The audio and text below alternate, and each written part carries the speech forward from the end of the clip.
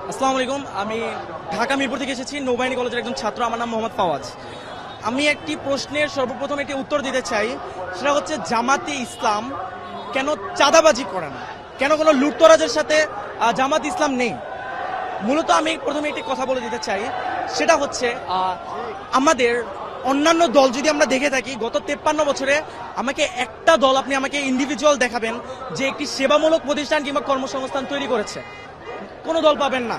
তাদের আইডিওলজি হচ্ছে নেতার পিছনে নেতাকর্মী ঘুরবে, জয় বাংলা নাইলে জয় বাংলাদেশ জিন্দাবাদ স্লোগান দিবে আর নেতার নাম নিবে। এটা হচ্ছে তাদের আইডিওলজি।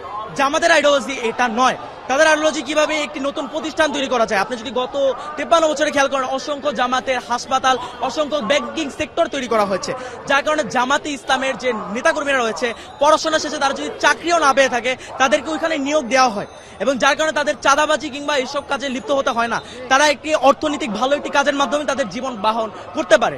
এবং জামাতের আদর্শ এবং অন্য একটি দলের আদর্শে ভিন্ন কোথায়। আমি একটি কথা বলতে চাই, অন্য একটি দলে আপনি সেন্ট্রাল থেকে টাকা পাবেন, টাকা যদি না পান আপনি চাঁদাবাজিতে লিপ্ত হবেন।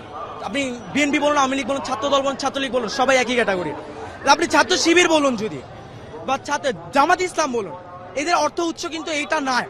এদের অর্থ উৎসটা কোথায় আমি আপনাকে বলি। ক্লাস 9-এর একটি ছাত্র, আমার নামটা ঠিক মনে নেই, আমাদের গ্রামের বরিশালের একজন ভাই, সে ক্লাস 9-এ থাকতে তার বাবা মা মারা যায়। তার পড়াশোনা সে ছেড়ে দিবে ভেবেছে। তখন জামাত যে সংগঠন তার সাথে কথা বলে যে তার সম্পূর্ণ ব্যবস্থা তারা গ্রহণ করে, তাকে সম্পূর্ণ শিক্ষিত করে, তাকে দেশের বাইরে পাঠায় পড়তে, এবং তাকে ডক্টর বানিয়ে বাংলাদেশে ফেরত আনে।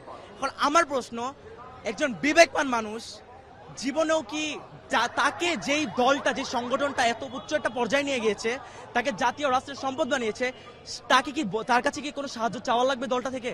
সে তো একজন বিবেকবান মানুষ, সে নিজে থেকে তার অর্থের 50% দান করে দেবে এই দলের জন্য। এই একটা কারণে জামাতের কারো কাছে চেয়ে খেতে হয় না। আর জামাতের প্রত্যেকটা নেতাকর্মী যারা রয়েছে তাদের মাস শেষে একটি অ্যামাউন্ট উল্টা দিতে হয়, জামাতে অনুদান দিতে হয়, এবং সেই টাকা দিয়ে এই যে আমি যে বললাম প্রথমে, এই ছেলেটাকে পড়িয়েছে, এরকম অসংখ্য অসহায় এবং দরিদ্র ছেলেকে পড়ানো হয়, ছেলে মেয়েকে, এবং এই টাকা দিয়ে, এই আমাদের অনুদানের টাকা দিয়ে। আর আমার প্রশ্ন, যেই ছেলে বা মেয়েটা এত কষ্ট করে দলে টিকে থাকার জন্য টাকা দিতেছে, নিচে থেকে নিজের পকেট থেকে টাকা খরচ করতেছে, তাছাড়া মাস শেষে 2টা করে বই পড়তে হয়, বই পড়ে ওইটার পরীক্ষা ভাইভা দিতে হয়, 5 ওয়াক্ত নামাজ পড়তে হয়, নামাজে সে জামাতে কয় রাকাত পড়তেছে, কয় রাকাত জামাতে পাচ্ছে না, সব রিপোর্ট প্রদান করতে হয়।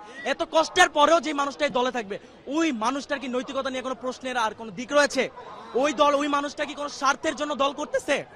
ওই মানুষটার ভিতরে নৈতিকতা আছে বলেই মানুষটা দলটা করতেছে। এত কষ্ট পেরিয়েও এই দলের প্রতি সে তার ভালোবাসাটা রয়েছে। এখন আপনি আমাকে কোন